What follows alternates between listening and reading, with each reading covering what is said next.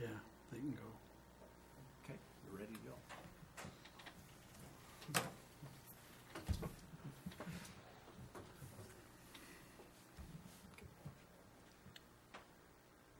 There you go. Call the meeting to order. Please stand for the Pledge of Allegiance.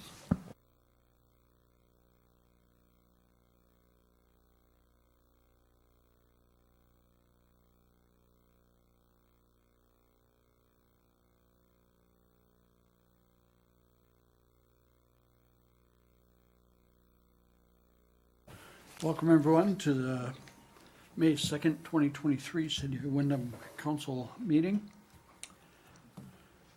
Consent agenda tonight will include the council minutes of April 18th, Park and Rec Commission April 12th, Telecom Commission April 17th, Community Center Commission April 17th, Utility Commission April 26th. License applications that are included include cigarette license for United Fuel Midwest LLC, temporary on-sale liquor license, Windom Lions Club, June 9th, revised exempt gambling permit, Windom Chamber for June 11th. Also included are the regular bills. Council wish to approve that? I'd make a motion to approve the consent agenda. Second. Motion Marv, seconded by Jim, to approve the consent agenda. Any questions? All in favor signify by saying aye. Aye. Any opposed? Motion carries. Department heads. A few that'll comment later. This evening we have some three proclamations. First one being the Hospital Week, May 7th to May 13th, 2023. And would someone care to introduce that proclamation? I would introduce it. I'll second. Introduced by Marv and seconded by Jenny. Roll call? Nelson. Grunig. Yes. Esplin. Yes. Benson. Yes. Quaid. Yes. Thank you. And Marv, would you please read the proclamation? Whereas National Hospital Week is May 7th through the 13th, 2023, We Are Healthcare, hashtag My Hospital stands with the more than 5,000 other U.S. hospitals in providing quality patient care to all Americans, hashtag Hospital Week. And whereas individuals all across the country will be celebrating this event, and whereas our hospital and healthcare workers represent care, community, and comfort, and whereas the hardworking people who compose our hospitals deserve universal regard and appreciation for keeping our community healthy. Now therefore be it resolved by the City Council of Windom, Minnesota, that in recognition of this event, the City Council does hereby proclaim the week of May 7th through the 13th, 2023 as National Hospital Week. The Mayor and the City Council encourage the community members to express their sincere appreciation with a sincere thank you to all the dedicated people who provide the skill, facilities, and technologies that make trustworthy, reliable, quality patient health care possible in our community.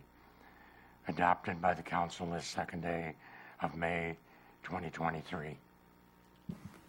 Thank you, Marv. Shelby, would you want to come up and get the proclamation?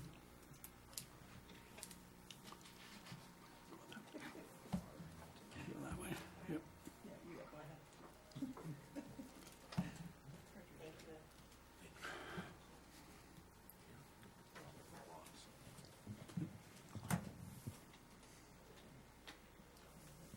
Shelby, did you want to say a few words, maybe events or anything that you're happening during that week? On behalf of Windom Area Health and its employees, we would just like to thank the communities that we serve for supporting us. We're honored to serve you, and we're looking forward to serving you far into the future. We do have a whole host of events that we'll be providing to our staff next week. Events ranging from just food trucks coming to the hospital to just crazy Scrubs Day and Team Pride Day and such. So they're all listed on our website for the fun. So we will welcome all of you up there. Thank you, Shelby. Appreciate it. Next proclamation is a very long one in honor of National Police Week, May 14th to May 20th. Someone care to introduce that resolution? I would introduce the resolution. I'll second it. That was introduced by Jenny and seconded by Scott. Any discussion? Roll call, please. Grunig. Yes. Esplin. Yes. Benson. Yes. Quaid. Yes. Nelson. Yes. Jenny. Okay. The City of Windom proclamation recognizing law enforcement officers. Whereas in 1962, President John F. Kennedy proclaimed May 15th as National Peace Officers Memorial Day, and the calendar week in which May 15th falls as National Police Week. Established as a joint resolution of Congress in 1962, National Police Week pays special recognition to those law enforcement officers who have lost their lives in the line of duty for the safety and protection of others. Whereas there are more than 800,000 law enforcement officers serving in communities across the United States, including the full-time uniformed law enforcement officers serving in Windom, Minnesota. And whereas members of law enforcement deserve the appreciation and respect of the people in Windom, Minnesota for their merit, dignity, bravery, and reliability they exhibit each and every day. We must also honor the sacrifices made by family of police officers, as each and every day they must face the constant fear as their loved ones work to protect us. And whereas the names of those dedicated public servants who made the ultimate sacrifice are engraved on the walls of the National Law Enforcement Officers Memorial in Washington, D.C. And whereas Minnesota's fallen officers will never be forgotten, nor will their service to their respective communities. By choosing to commit themselves to law enforcement, these brave individuals answered the call for service and willingly put their lives in jeopardy. We commend them for recognizing service as a noble career and protecting the public safety. We also recognize all those who are serving without incident to date. And whereas the City of Windom and all Minnesota citizens have turned to members of law enforcement for assistance and support in times of distress, whether they are coping with personal crisis or struggling through civil disorder or a natural disaster. Our communities rely on these courageous individuals when it is difficult to stand on our own, and we are indebted to their unwavering public service for our local and state police. We are indeed fortunate and grateful for their contributions of law enforcement officers to people of this community and state.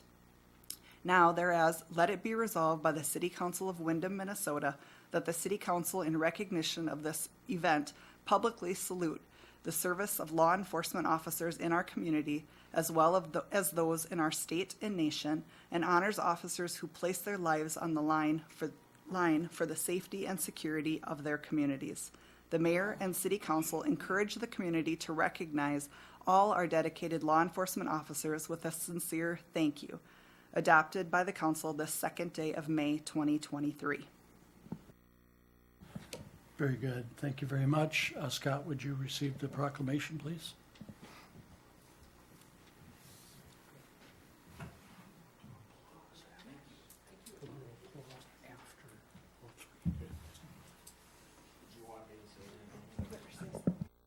I would love you to say something if you'd like to, Scott.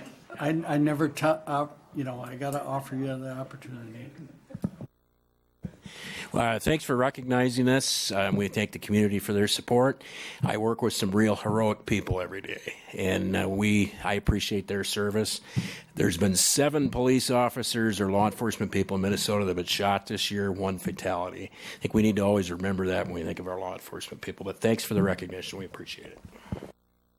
Thank you very much, Scott. Next, the other Scott will, after I get a motion, if you're willing to do that, to introduce that. I'll introduce the Proclamation. I can't even say it now. Proclamation. Proclamation of EMT Week. Okay, I'll second. introduced by Scott, second by Jim. Any discussion? Ask for a roll call. Esplin. Yes. Nelson. Yes. Grunig. Benson. Yes. Quaid. Yes.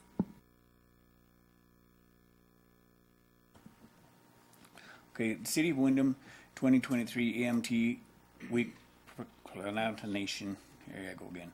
Whereas emergency medical services are a virtual public service, and whereas the members of the emergency medical service teams are ready to provide life-saving care to those in need 24 hours a day, 7 days a week.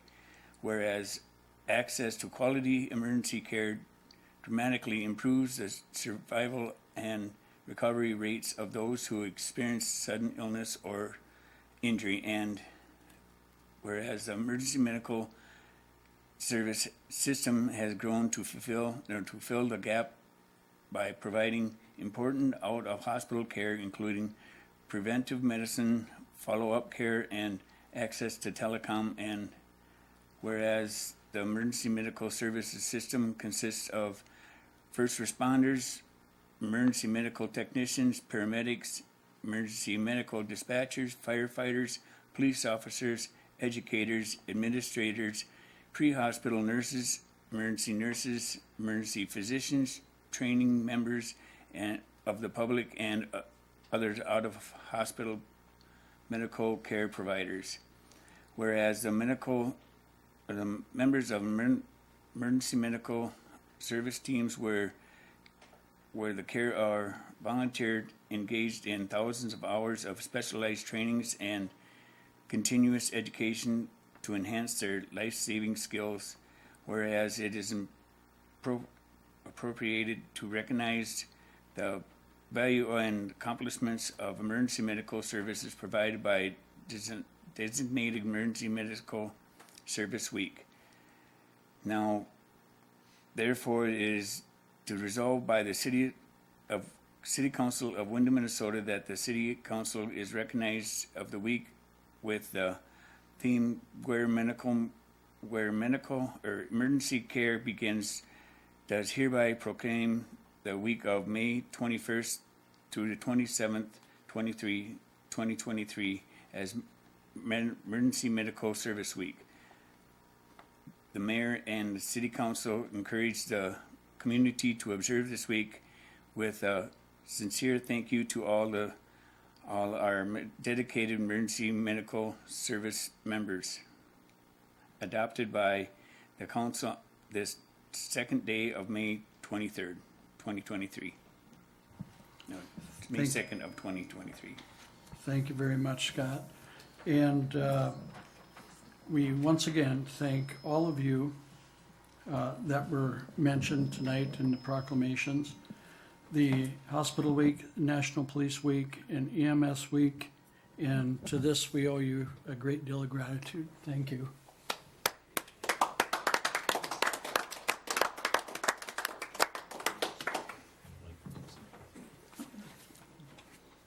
Thank you, everyone. Windom Area Health, we have a budget presentation. Shelby and John are here with us tonight. And John, I guess you're taking the lead on this one. I'm on, yes. For those that don't know me, my name is John Pearl. I'm the Chief Financial Officer for Windom Area Health. I've been at the facility about 4.5 years, so this will be my 4th budget that we've gone through. So I'm excited to be here tonight to share with you what's happened in our recent history and share with you what we expect going forward here in the next year. So this worksheet or spreadsheet income statement is set up. It's showing our actual financials for fiscal year 2021, 2022, our projected 2023, and then finally our 2024 budget. I'll probably share more on 2021, 2022, and our projected as we get down to the bottom and talk about our incomes. So let's focus on our 2024 budget.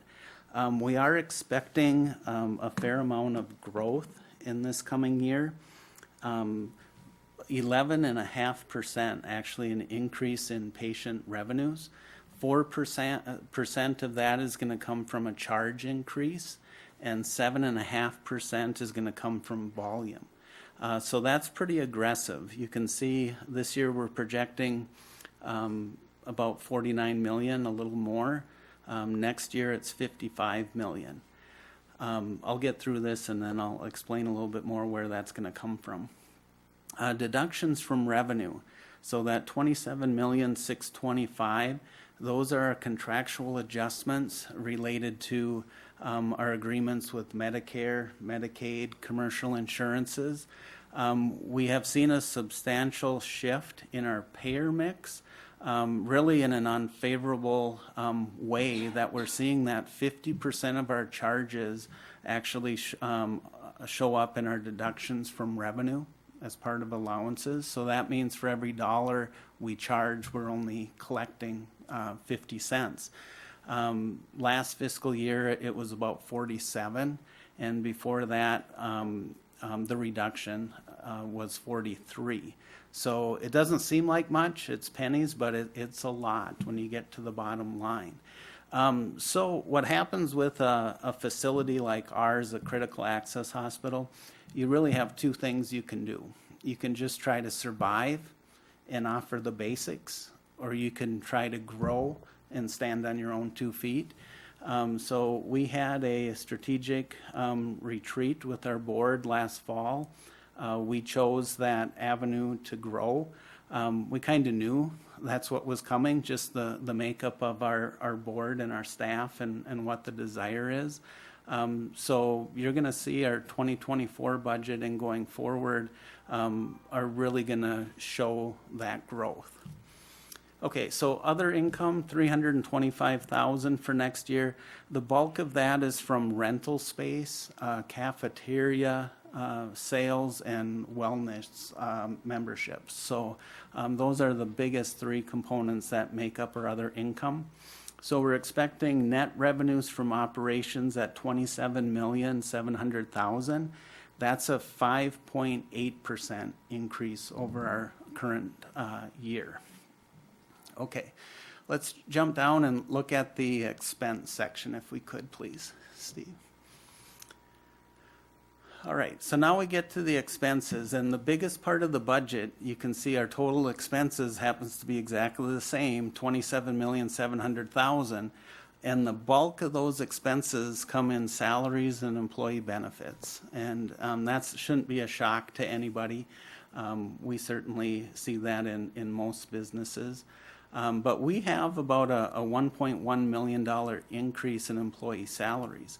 One of the big reasons for that is we are projecting an overall 4% increase in wage adjustments, but we did just hire our first provider, Dr. Hinshaw. He's an OBGYN. His first day was actually yesterday.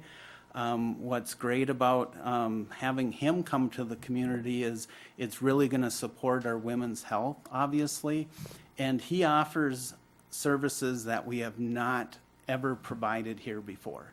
So we're looking towards him for some of that revenue growth that I pointed to in the top section. Unfortunately, fortunately, it takes a little bit to develop that business. So we're anticipating that he's really going to be an expense for us for about the first 3-4 months until he starts getting those referrals and starts doing procedures. And along with that, we did acquire, we haven't received it yet, a Da Vinci system. and that allows for robotic surgeries. And Dr. Hinshaw is experienced in that. So what the robotic surgeries are going to be, it's another, level of service for those procedures that gives us quicker recovery times. There's less complications during the procedures, and it's another benefit that our communities are going to see. We've also contracted with a general surgeon. Right now, we do have general surgery coverage from Sanford 1 day a week. We've contracted for 6 days a month from another surgeon that is also experienced in robotic surgery. So that's very exciting for us. The reason I'm focusing on that is, one is the surgeon's employed, so he's going to be in the employee salaries. Two is when we look at, again, the services that they bring, that's going to be fantastic, but they also help our radiology services, that there's going to be more volume there. They potentially help our therapy services, and so it really helps other areas of the facility and the business grow as well. So I'll move off on that and talk about pharmaceuticals. We're looking at about a 20% increase there. We hired a new individual to help with outpatient infusions and hopefully growing our chemotherapy business. Chemotherapy drugs are obviously extremely expensive. But again, if you've ever had anybody that has utilized those services, it's a lot better to have it done at home in your community than to travel for it. So we're hoping to see that service grow. Supply expenses are just going to roll with the volume. There really isn't anything magic to that number. Rents and utilities, an increase mainly based on inflation, not so much that we're using more per se. Purchase services, a lot of our services, for example, our MRI machine. We're a managed facility from Sanford. We use the Epic system through them, so that's software. We're just going to see those expenses grow as our business grows. Other direct expenses, that's going to be taxes, provider taxes, sales tax, insurance. A little bit of growth in that, again, mostly related to inflation.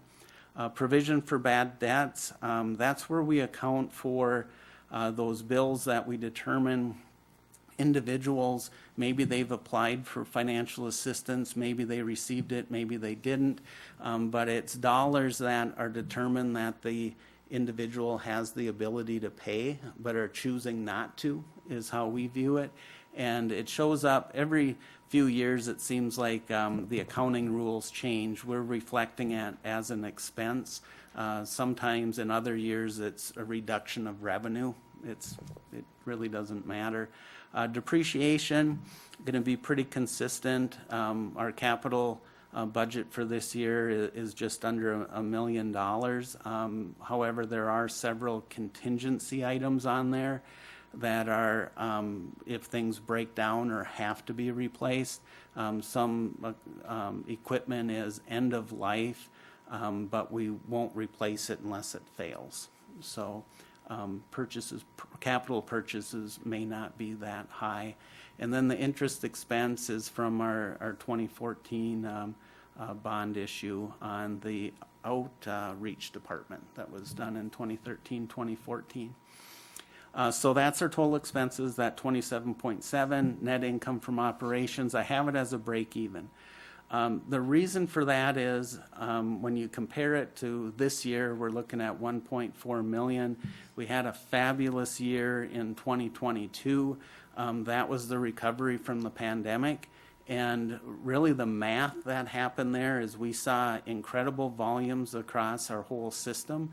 And it showed us that we had capacity because we didn't have to add a lot of additional expense. So we weren't bringing in additional staff or hiring additional staff to help with those individuals. But the concern right now, and I'm going to say that break even is kind of a low watermark, It really depends when we're able to get the initiatives that we have planned implemented and in place. The concern is the first several months of the year, we're potentially going to show a loss. However, we do know that when our surgeons get settled in and they're starting to see those referrals, and assuming the rest of our business continues to grow as well, that once that starts, we're going to see consistent positive bottom lines. If that happens in October or November or even earlier, you're going to see a positive income statement. If it doesn't happen until January, it might end up slightly negative. The odds are it's going to happen earlier than that. We're hoping this fall. And then there's just additional expenses that we've had. Some of them we've implemented this year, and again, it relates to the strategy of growth, is we contracted with a medical director to help with a lot of those clinical services and the vision from that angle. He's been with us for almost a year. A couple of months ago, we contracted with a chief nursing officer. And the advantage to these contracted individuals is we want to use their expertise for a short period of time, and that's all they want to work. So think of it as almost like temporary help, but they're extremely knowledgeable. They both have 30-plus years of work in the industry, and every day they're paying dividends for our organization. But again, those are expenses up front, so it takes a while for the revenue to come in from there. Non-operating income, the bulk of that is from interest revenue. Obviously, it's a better favorable environment for fixed income right now. You know, you can see 4.5%, sometimes 5%. So our net income from this 2014 fiscal year, we're expecting from interest and dividends. So I have a lot of confidence, not to jump so far ahead, that we'll be looking at a very fun and interesting budget for 2025 after we implement some of these strategies that have been, you know, even though our strategic planning meeting was last fall, I mean, this has been in the works for many, many years, to be honest. And now you're just going to see things coming to fruition here. So, do you have any questions on that budget? Council question, Marv? Even though you're making these growth projections, you still feel that this is a conservative budget? Yeah, it is. I actually had a discussion with Shelby and other staff, and I said, you know, I really have a hard time showing a zero when we've been so successful and we've seen a lot of growth. But then I had to sit back and say, but we're making all these investments, so it's all a matter of when those investments kick in. So I would say it's certainly conservative. And about what month do you anticipate where the... Well, the hope is we're talking this fall. Like, if it was September, I would feel great. October, I'd be fine with. I'd be worried if it was January. That's the back third of our year. Yep. Thank you. Other questions? Okay. This is the time for the council to ask any questions. We get one shot at hearing the budget once a year. Do you plan on adding on to the area health at all, or as far as building onto the building itself? Yes. Actually, I'll save that for comment 2 of the agenda here on the MOB. I'll share a little bit with that. Just a question, is the MOB, is any of this in the budget reflective of that? No, the MOB will be, it's a capital project, so certainly there'd be cash usage, but it really shouldn't have an effect on the operating budget. And then, you know, if everything passes with that, that would be really a 2025 before it hits our books.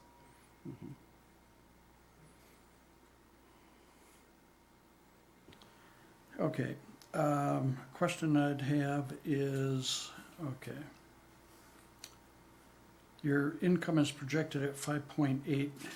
What was again your price increase? Was that 5%? 4%. 4%, Yeah.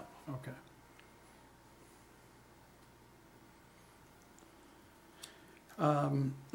One thing that, you know, and I'm totally do not know what robotic surgery is. Okay, that's almost scary. Yeah. It's like this artificial intelligence stuff. Yeah. I don't understand it. Yeah. Could you explain a little bit, just an example? or Yeah, from a something? non-clinical person, I will try to explain that to you. So robotic surgery, actually, when you talk to the people that manufacture, it's called the Da Vinci system, and they've been around for, I'll say, 15 years, somewhere in there, maybe 20 years. Really, what it is a robot, like you think it is, that it has instruments that are attached to, I'll say, assemblies, and they have to be set up. But the provider is actually, if you think video games, I mean, doesn't everything relate to video games now? They're sitting at a console, and they are viewing it through the lens here, and it's just like being over the patient, except they're doing it with instruments.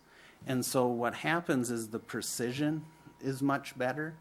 And so that's where I mentioned it leads to better outcomes. So the surgeries are generally quicker, they're less invasive, and so that leads to a quicker recovery time. And at the end of the day, in all honesty, it's not providing additional reimbursement for the facility. It is the wave of the future and a recruiting tool. Because surgeons, when they're in school, they're trained on these machines, and when they come out, they want to use them. What's fantastic with the individual that we were able to hire is he's a gentleman in his 60s that loves to work and loves to teach, and he's worked on these systems for years, and it happens to be with the location he was at. They had anticipated getting a Da Vinci system, and that's why he relocated there. But when the pandemic hit, plans changed for that facility, and that's how he ended up coming to us. So we're looking at using him as the base. One is he can do all these procedures. He can do all these procedures non-robotic too. That's what he's been doing for the last year and a half. And then we're hoping he can teach additional surgeons going on. And the other thing, you're welcome to participate when this gets installed. Our actual unit, you'll have a chance to learn about it and see how it operates and actually sit at the control panel. There will be no patient on the table, but you can still play with it a little bit. But it's big time. I mean, it is. It's amazing. And I think, again, my crystal ball says we're going to be really impressed a year from now with what we have related to surgical procedures. Okay, another couple of things I'd just like clarification on is your comment about a couple new positions, medical director and chief operations officer, I believe. Chief nursing officer. Yes. Nursing. Could you just explain what lead role that is? Or? Yeah. So when you think about our facility, you think about Shelby, the CEO. You think about me, the chief financial officer. We don't have a clinical background. Shelby actually does from a work history, but a chief or a medical director is a physician, right? So when they are talking to other physicians and providers, they're speaking at the same level. And so it's extremely valuable that we have somebody on the administrative side that can bring that high level clinical expertise and actually tell us when we talk about different things, what those physicians are thinking. And it just, they're able to have a better rapport because they do the same stuff. We do have the chief nursing officer is, when we look at what our initiatives are and what we're trying to build, and we talk about surgery, we need somebody too that, we have great staff at the hospital. But I'm going to be honest with you that when you live in a rural community, your department managers work up from being staff to the managers, right? And rightly so. But what happens a lot, they don't have a world view. They know what happens at this facility, and they've obviously earned that right to be the manager, but they don't always have that global perspective. So at times you need to bring in people that do. So we see this person as a somebody that's going to, again, be that person that's going to help prepare that roadmap. And we don't want them long-term. They don't want to be here long-term, but they're going to get us going in the right direction. Marv? Robotics. Yes. What kind of a backup system or an operating system do you run robotics on? Is that a battery system? A system that's backed up with batteries? Or is it strictly electric where you can lose power? That's a good question. I don't know what the fallback is if there's batteries to it. I honestly don't. However, I go back to that piece that the physician that's doing this procedure can do all of this stuff manually. So that's the saving grace for me. Yeah. Follow-up question. What type of surgeries would robots do? This is considered soft surgeries. So like our OBGYN, I'm not going to pretend to know all the procedures, but whether it's a hysterectomy or, if we just think about women's health, some people think is like Dr. Bacher, who's our orthopedist, is he going to use this robot and put in that hip or put in the knee? There are robots that assist for those types of surgeries, but this is a soft tissue procedure. I know, for example, my father-in-law had prostate cancer. He had this robot that took care of the cancer for him. So it was, when I was talking to him about getting this robot, he says, that's exactly what I had. It was amazing.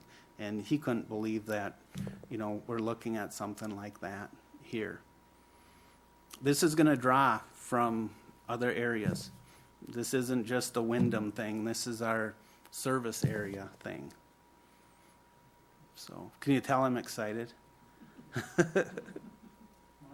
I just envision patients and conveyor belts. Yeah. I hope not. I hope it's not like that. Yeah. I should let you know too is not that it'd be great to buy them. They're very expensive. We are on we're doing a rental agreement, and the biggest reason for that is they've told us that in the next couple of years there's going to be a new machine out. The machine that we're getting, I think, came out in 2014, so it's like 10 years. And if I know anything about providers, as soon as something new comes out, what you have is not good enough, right? So I'm not saying that's going to be the case this time, but we just thought it was a wise move. We can purchase it at any time, but we're not going to put all our eggs in one basket either. So. Okay, any final questions? Otherwise, the ask is to approve their budget.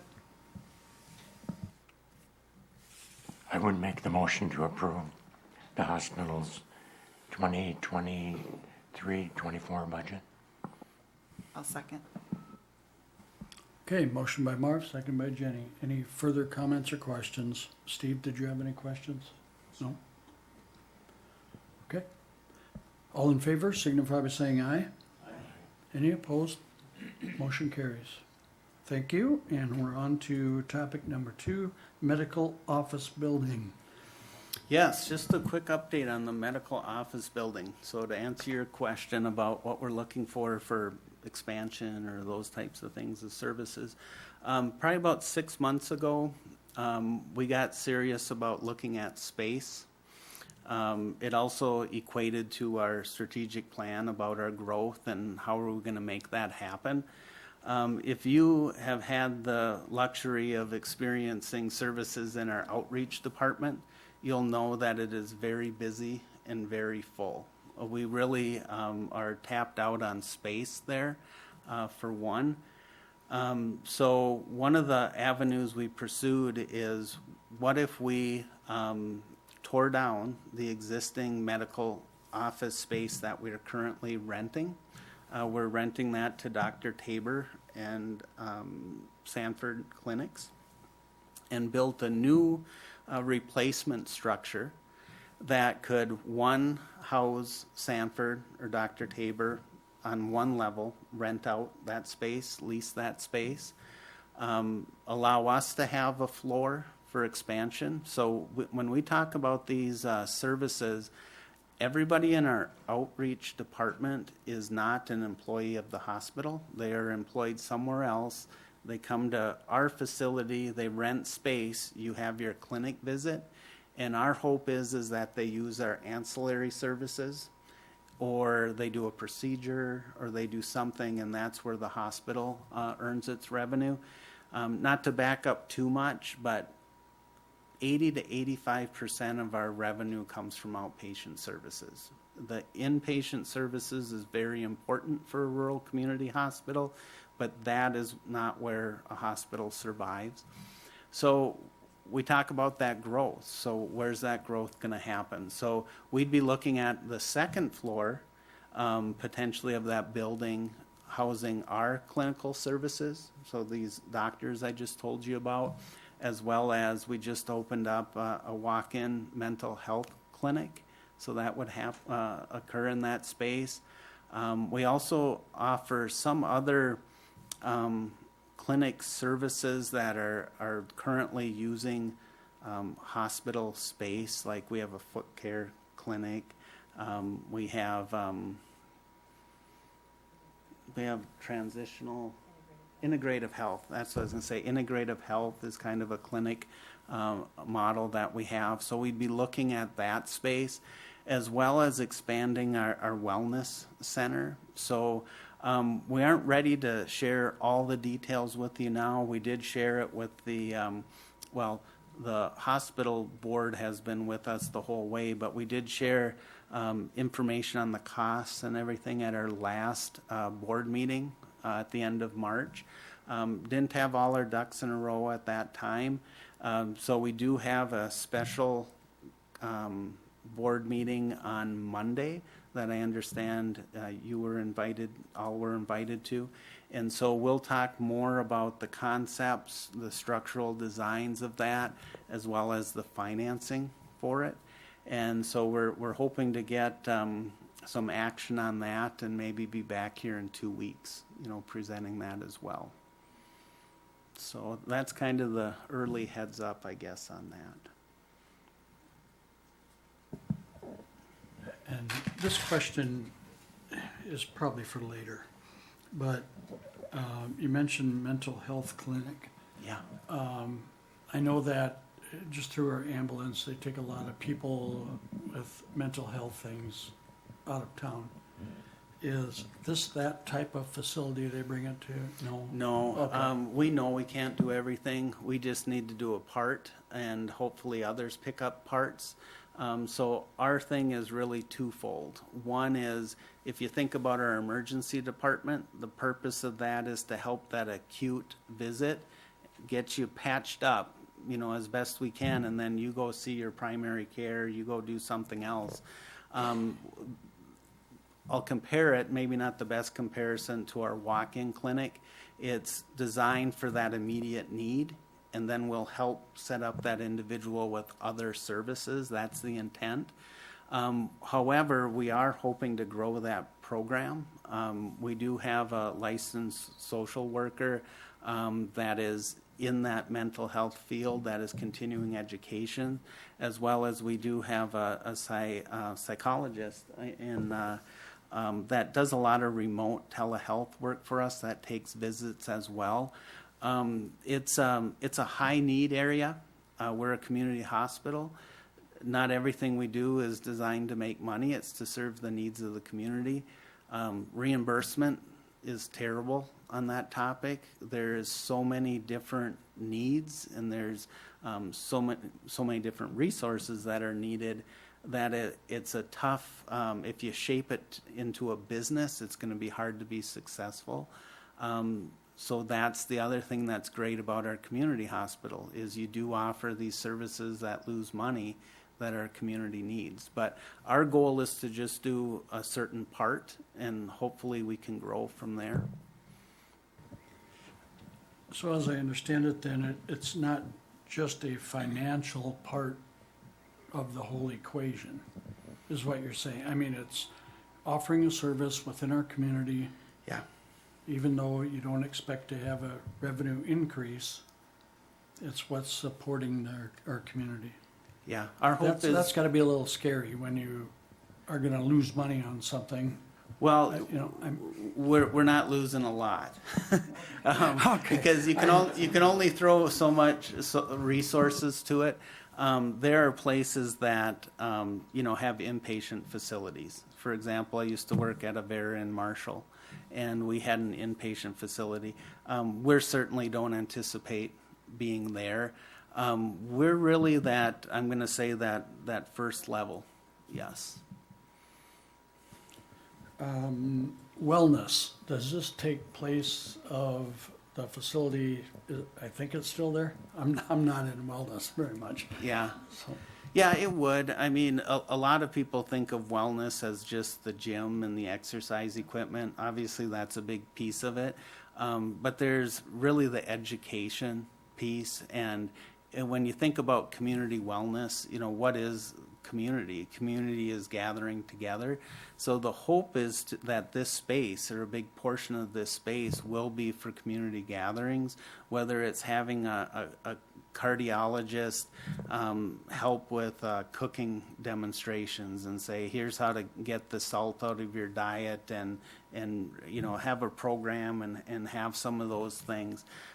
Whether it's having the community just using that space for whatever need is available. In a small way, it's a little bit of marketing as well. I mean, we want people up at our campus, although maybe not the ultimate goal of the walking path, that helps with that purpose as well, right? So, so that would be repurposed, that current space. We'd actually, again, know more about this next week, but we would be repurposing that probably for maintenance space and eliminating some of the old sheds that they have at the back of the building. Yeah. okay. One other comment I'd have is, I know all the council members were invited, and I seen an email go through. I don't know if the whole council's privy to that, but the whole council's invited. However, that's not a public meeting, as I understand it. No. Correct? So we're not gonna call a special meeting there. No. My understanding is you're welcome to attend, Attend. it's just not participate. I Okay. think those are the correct words. Okay, Yeah. okay. But that's Is- maybe way better than coming here and No, just I- seeing that, right? Yeah, Okay. and so, okay. I think that answers my question. Anybody else? I just have one more question on robotics. What does your liability insurance think about robotics? That must be a positive, huh? Yeah, it's not so, it's insured just like all the other medical procedures. It's really not any different. So really, we see it as a favorable, like a less risk piece, like I just shared with you, is less invasive, all those types of things.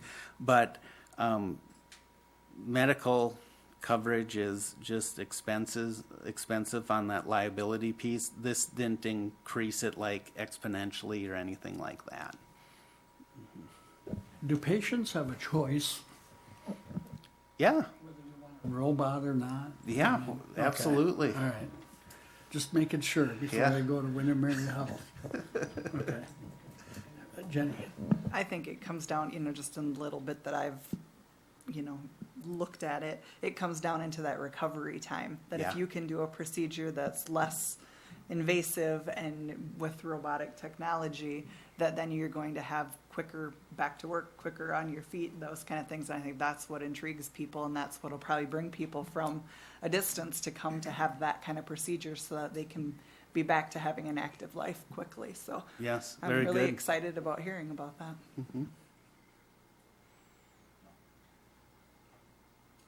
Well, I've heard enough for tonight on robotics, if the council would agree. We have Thank you, our John. first volunteer, however, I think Yeah, you're a little right. too interested. No, He'll be thorough in his investigation. Yeah. I'll tell you that. thank you for your time tonight. Thank you. Appreciate it.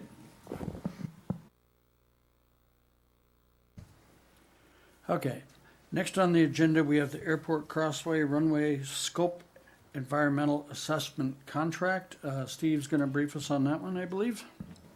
Thank you, Mayor. Yeah, you remember, I think it was last meeting, we accepted a grant for zoning. And what this is a professional service agreement with Short, Elliott, and Hendrickson, SEH, they're our airport engineers, for our runway environmental assessment. So part of the zoning is for this crosswind runway we're doing. That's a kind of a separate parallel project. This is actually starting the environmental assessment for that future crosswind runway. This is a $72,600 professional service contract. It is 90% federally funded. The other 10% would be coming from the airport budget. There may be some future state dollars that we can get on this as well, but right now it's set up as a 90-10. Staff is recommending approval of the professional services contract, as SEH is our airport engineer of record. Council wish to take action or have any questions?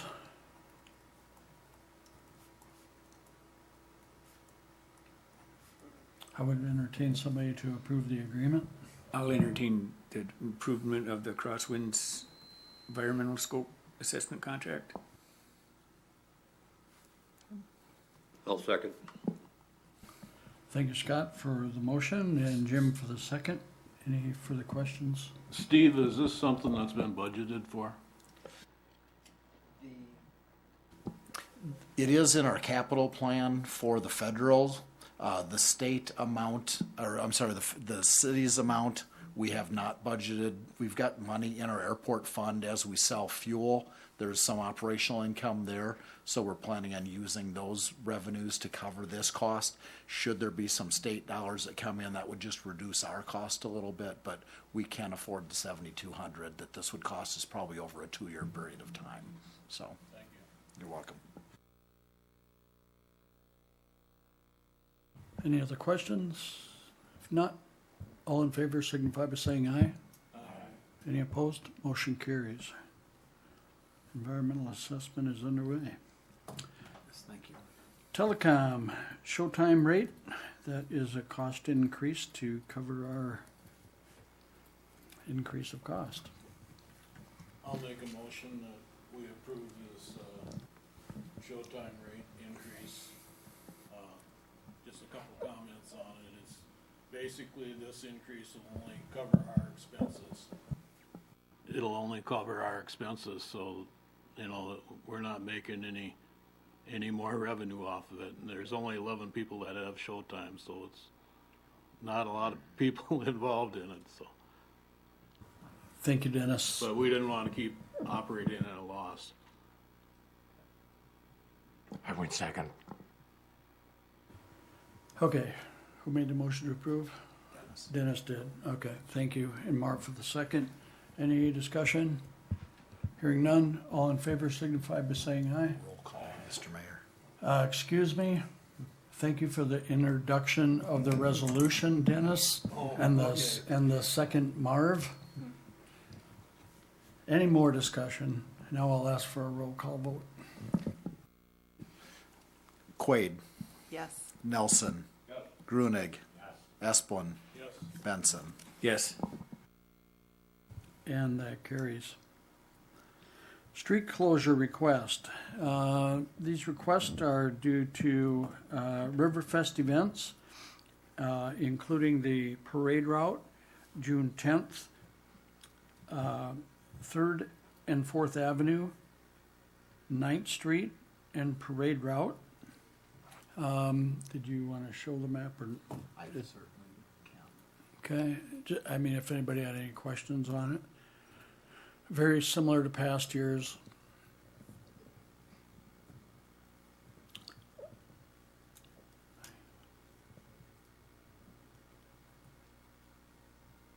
No questions? Does the council wish to approve the street closure request as noted and as seen on the screen?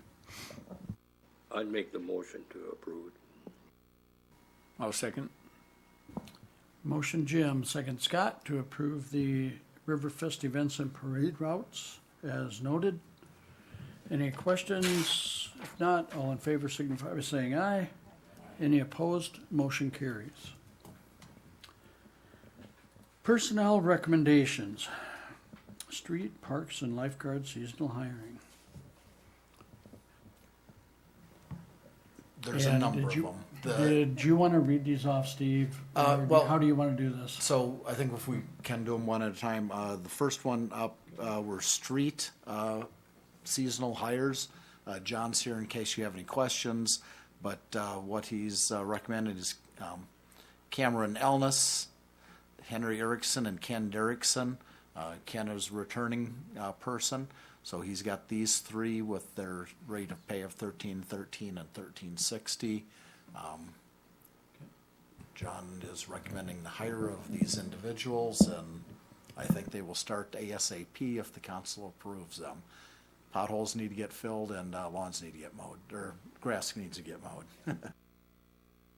Is there a motion to approve that? So moved. I would second. Motion by Dennis. I'm going to take Jenny second. Any questions? All in favor signify by saying aye. Any opposed? That motion carries. Next item. The next one is for the pool staff and rec staff. Tim is here in case you have questions. There's quite a list of folks that are rehiring the following for the rec and pool employees, correct? And so the names are on the list that you can read here. It's fairly extensive. Tim and Denise will be setting up the pay rates for each one of these based on years of service and that. So these dollars have been budgeted in our seasonal budget for those two departments, and there may be some additional hirings as we move through that process. But we wanted to get these out and going so that you can get some of the ball field work started and some of the pool work started. Sounds good. Is there a motion to approve the hiring as listed for the pool staff and recreation department? I'll make the motion to hire the staff. I'll second. Motion Scott, second by Jenny. Any discussion or questions? I just want to say this is excellent. I mean, looking at all these names, you think of a lot of local kids that step forward and do this year after year in our community, and some of them that go off to college and come back in the summer and do this. So I just think that says a lot about our kids that come back and continue to do this. And so thank you for doing that and encouraging the younger kids that this is something that they can do for summer jobs. Well said, Jenny. Thanks to all these, mostly students, I would assume. Okay, did we vote on that one? Motion, Scott, second, Jenny.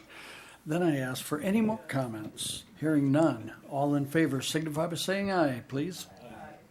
Any opposed? Didn't think so. Motion carries. Thank you.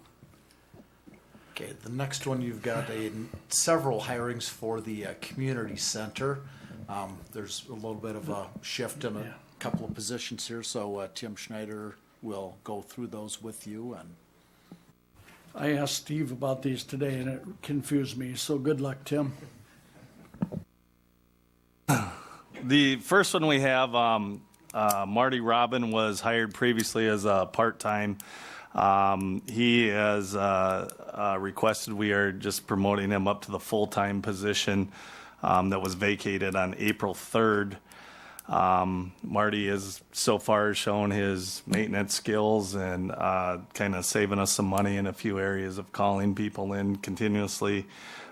So that's the first one that we're looking at, is bringing him in at a step 8 with a 6-month probationary period, and upon successful completion of the 6 months, a step increase would be received.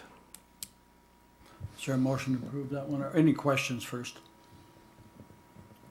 I'll have the motion to approve the hiring of Marty. I'll second. Motion Scott. I heard Dennis is first. Sorry, Jim, you gotta be quicker. Yeah, it takes a while for that to get down here. Any other questions? All in favor signify by saying aye. Aye. Any opposed? And that motion carries. The second one is filling the part-time position that Marty had. This position in November during budgets, this was granted, and we had a hard time getting some applicants for it. Marty was the only one that applied at that time. We've since received another one from Josh Weinberg. This is a shared position between the community center and the arena. For 20 to 28 hours. This is our busy time of the year that we're coming up into here in the summertime, and hopefully, in the wintertime that can help out Tim over there at the arena as well. Any questions first? Okay. Council action? I'll make the motion to. I'll second. Motion Jim, second Jenny, to approve the hiring of Joshua Weinberg. Any final questions? All in favor signify by saying aye. Aye. Any opposed, same sign, and that motion carries as well. Tim? The last one is filling the position vacated April 10th of our full-time administrative assistant receptionist position. This past week, Linda Stuckenbroker, who's our commission president, and myself interviewed a number of applicants that were qualified for the position. Rachel Caspers was the one that we kind of decided had the most experience. Her experience in computers and clerical and her educational background really kind of set her apart from the other applicants, and we think she'd be a good fit for the community center. I'll make the motion to accept the application of Rachel. I'll second. Thank you, Scott, for the motion to hire Rachel Caspers for the union full-time administrative receptionist position, and James for the second. Any questions? Hearing none, all in favor signify by saying aye. Aye. Any opposed, same sign, and that motion carries. We good? All right, thanks, Tim. I hope they're long-term employees. Okay. New business. Any new business council wants to bring? Old business? I do have a couple things. Let's talk about planning and zoning first.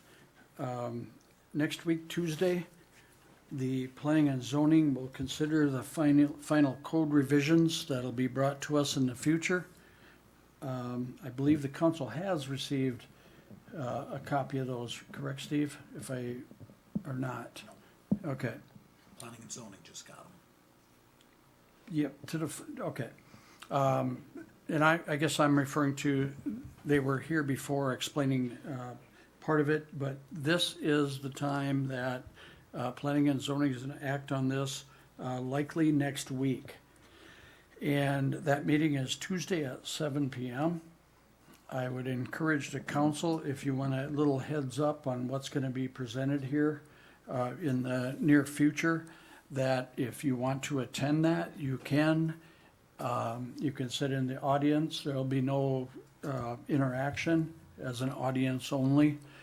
If you want to have some opportunity to listen and then be able to ask questions when it comes back to the council after hearing some of their discussions. So I've been at some of the first ones and then missed a few.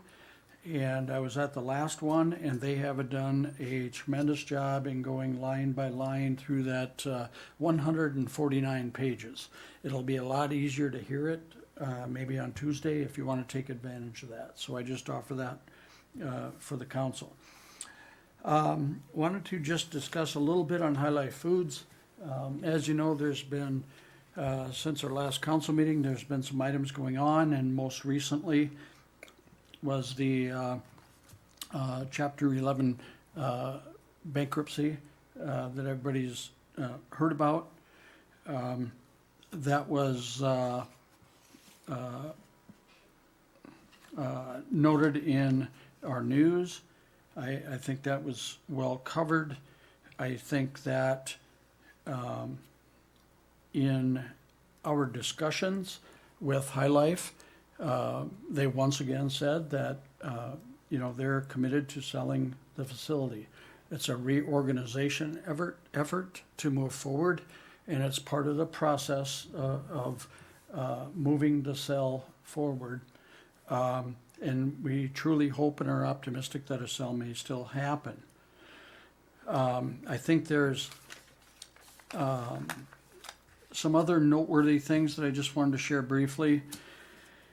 And that would be regarding our discussions with Department of Agriculture Commissioner Thom Peterson, who we've talked with on probably 3 or 4 different occasions and communicated by email with questions or comments and whatnot. Today, I actually lost a bet today. And I didn't think the commissioner would answer my phone call on a couple quick rings, and he did. So very attentive to see that the city of Windom is calling, and took some action by agreeing to have another roundtable discussion later this week. That has been sent to myself and Steve and many of the past participants. That will happen later this week. I think that this is good for us to talk about it and share resources of things that can be shared with High Life or a prospective buyer. A list of all the contacts was shared with High Life on Sunday evening. The email went out, and that was shared with High Life of all the contacts on the state agencies. So that was a good document that High Life was appreciative of. Additionally, today we had a visit from Chuck Ackman, who is Senator Klobuchar's Southern Outreach Director. And Chuck spent an hour and a half, 2 hours with us.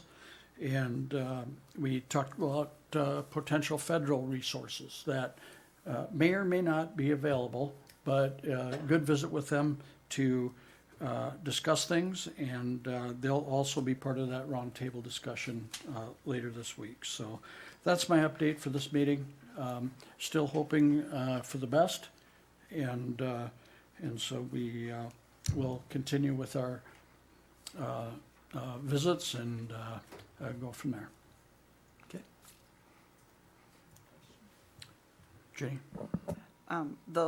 You had a prior roundtable meeting, and I think from just reading emails, High Life was first going to come, then they wanted it postponed till later.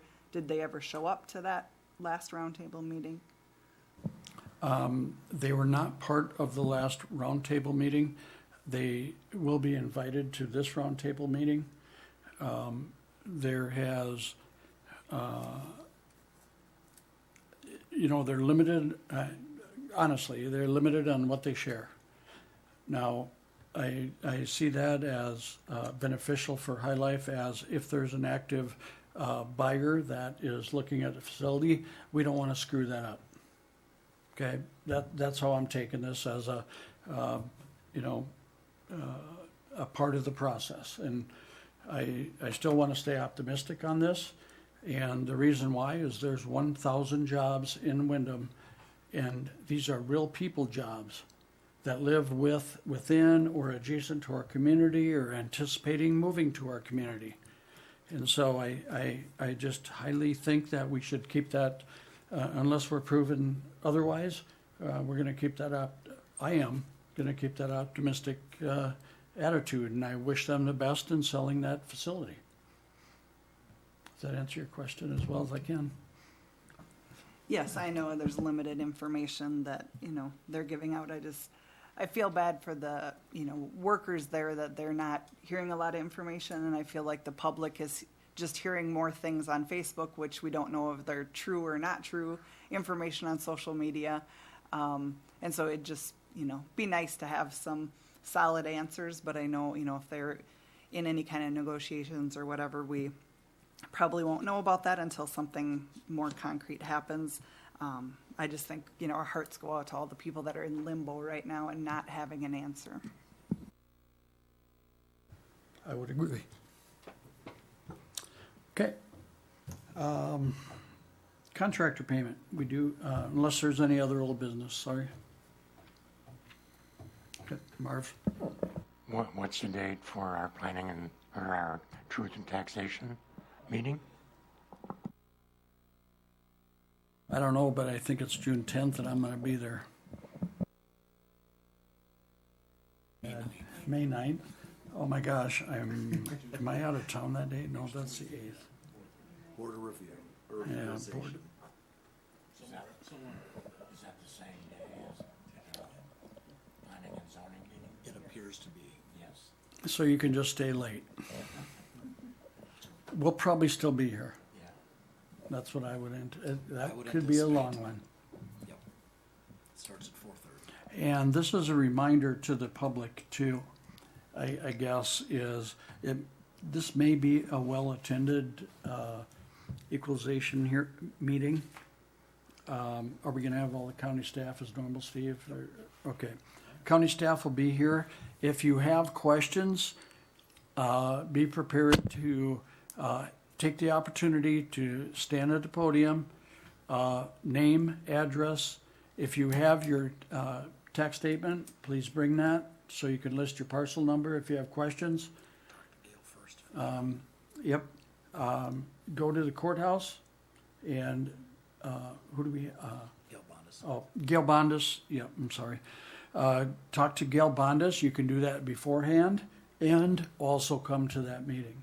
The council will consider all the requests that are made, and this is the time to show up if you have questions.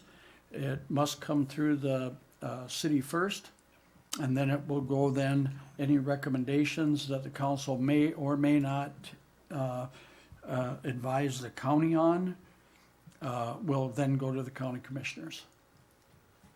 Okay, good point, Marv. I'm glad you brought that up. Marv is preparing himself too, I can see that. So with that, bring a sharp pencil. There'll be a lot of note taken probably, and I do encourage if the public has questions, want clarification on how the numbers all came out, please be here. Once again, that is May 8th. Ugh, why did I write that again? May 9th. 4:30. What day of the week is that? Tuesday. Tuesday? It's normally Monday, but they switched to Tuesday. Okay. So that's Tuesday the 9th, 4:30. 4:30 p.m. right here in the city council chambers. Correct. Okay, thank you. Contractor payment? Yes. Contractor payment. City Hall roof project. Swickerts, draw number 3, 35-142. Steve, some comments on where they're at? Roof project is done. We're just gonna do a final inspection with the, on the warranty inspection side of it, but the project is done, it is completed. They had a small leak, that we did discover, but it did get repaired and fixed. It was due to some flashing that was not correct, so. But we are recommending, payment of this request, and this will final it out. This is a final? This is a final. Okay, so this is the final. There's no retainage left, as I understand, so council wish to take action or have questions? I'll make the motion to pay the contractor payment. I would second. That motion by Scott, seconded by Marv, to approve the payment of Schwickert's, draw number 3, $35,142. All in favor signify by saying aye. Any opposed? Motion carries. Council comments, Scott? I just want to kind of say hats off to the Windom Fire Department, Police Department, Windom Ambulance crew that attended that fire last night, and they did a wonderful job, and they helped keep you people safe. But the people that were coming to watch or look, I call them looky-loos, come to observe the fire, stay back, let these people do their job so you don't get hurt and they don't get hurt.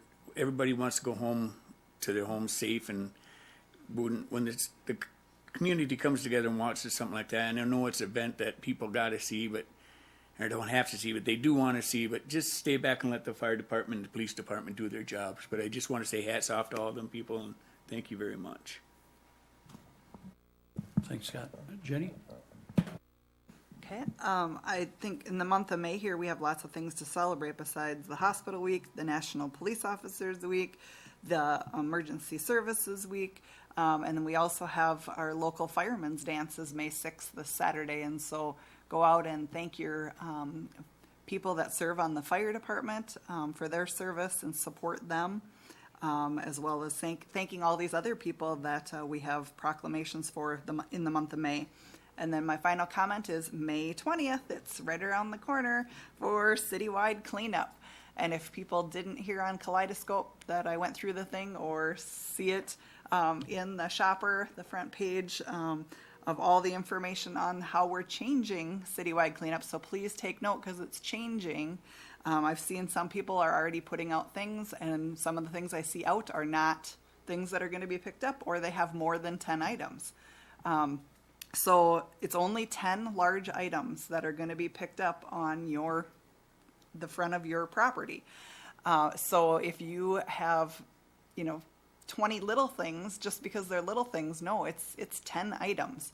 So I encourage you just to put your 10 biggest, heaviest things that you don't want to haul out front. Everything else, we're going to have 2 different drop locations. One is going to be up at Cottonwood Lake. We'll have a drive-through for you to drop off items there, and the other one will be at the arena. So there'll be 2 spots in town on that Saturday morning, May 20th, that you can bring all your other items, everything else that's smaller things to get rid of, to those sites and have those in open containers so that they can see that you're not bringing any items that we can't take. And again, we can't take appliances. We can't take electronics.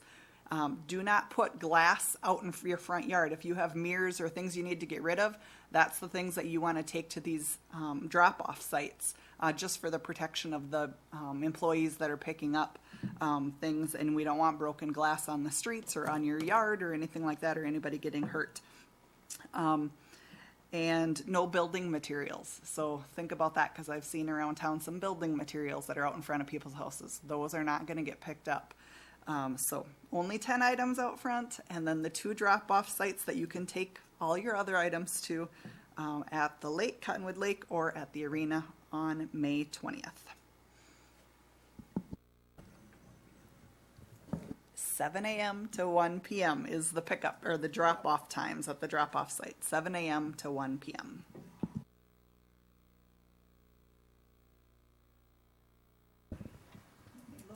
Thank you. Well said, Jenny. Jim? Nothing. Marv?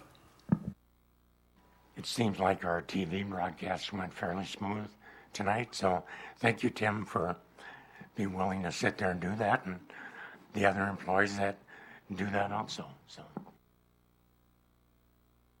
I actually heard Tim was gonna train a couple more people to have backups.